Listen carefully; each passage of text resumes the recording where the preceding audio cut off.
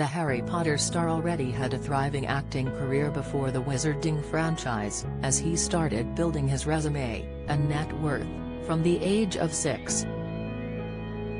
Although best known for his screen role in the Wizarding world, Tom Felton is currently on the West End stage, starring in 222 A Ghost Story.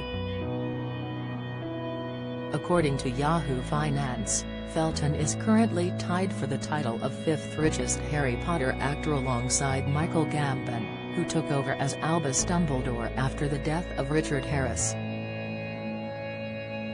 Both actors reportedly have a net worth of $20 million, £7 million. Felton, who turns 35 today, is the eldest of the Big Seven, the collection of lead child actors in the Harry Potter franchise including Daniel Radcliffe, 33, Emma Watson, 32, Rupert Grint, 34, Bonnie Wright, 31, Matthew Lewis, 33, and Ivana Lynch, 31. While his counterparts like Lynch never received a professional acting role until Harry Potter, Felton had already experienced relative film success by the age of 13. His first role was in advertising for Commercial Union, which took him across America for 2 weeks, followed by a feature role in the 1997 film The Borrowers. The child actor quickly racked up Hollywood roles, starring in the likes of Second Sight and Anna and the King, where he appeared alongside Jodie Foster. A year after the release of Anna and the King, Felton found himself auditioning for the film adaptation of J.K. Rowling's novels that would occupy the next 12 years of his life and change his career forever. The open-call nature of the auditions meant 12-year-old Felton was arguably one of the most experienced actors in the room, but was still at a disadvantage as he had not yet read the books. Speaking to The Guardian earlier this year, Felton recalled, "I was also one of the only ones who had no idea what Harry Potter was at the time. Anyone could try out for it, so many excited kids went along who loved the books deeply." The seasoned actor originally auditioned for the roles of Harry Potter and Ron Weasley, dyeing his hair black and then ginger. Ultimately Felton was cast as the power-hungry bully Draco Malfoy, which he accredits to his general lack of knowledge about the series and growing up with older brothers. He explained, "I was nonchalant and had no idea what anyone was on about, and with 3 older brothers, you learn to be confident quickly. I think Chris Columbus, the director, recognized this slight disinterest and arrogance in me, which he thought could work for Malfoy." His portrayal of upper-class snobbishness earned him critical acclaim and 2 consecutive MTV Movie Awards for Best Villain. It was not all glitz and glam for the Surrey-born star though, as he was still able to attend school during shooting and claimed that playing an evil wizard and having dyed hair did me no favors with the girls.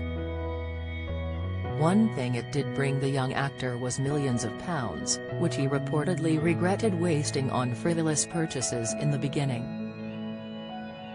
The Mirror reported Felton earned a total of £14 million for his time as Draco, but in the Guardian interview, he noted that it did not come all at once, and he did not have job security at the start of the franchise. As the books followed Harry and his classmates as they grew up, there was the chance that the actors may age too quickly during filming and would then have to be replaced. Originally, Felton was told he would be in just 2 films, and perhaps a third if he still looked young enough, adding, "At some point I just assumed they'd replace us with decent actors, but they never did."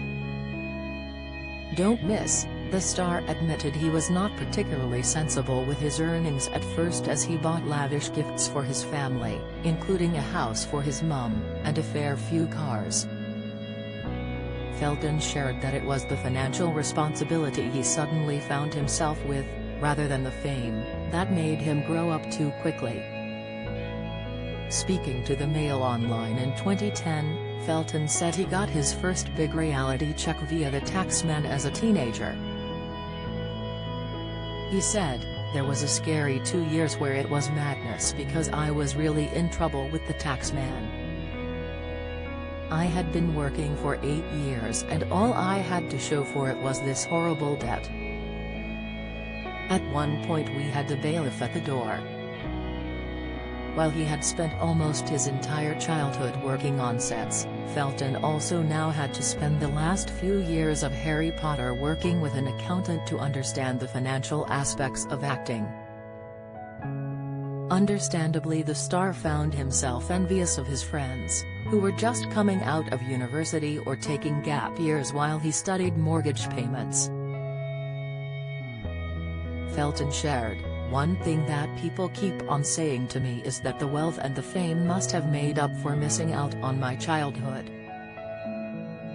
But the idea of money, putting a price on your childhood, is ridiculous. You will never get those years back and you can't put a price on them." As the Harry Potter series came to an end, Felton, like many of his co-stars, felt uneasy about the future as he had not been in an audition room for a decade and would now be returning to it as an adult actor.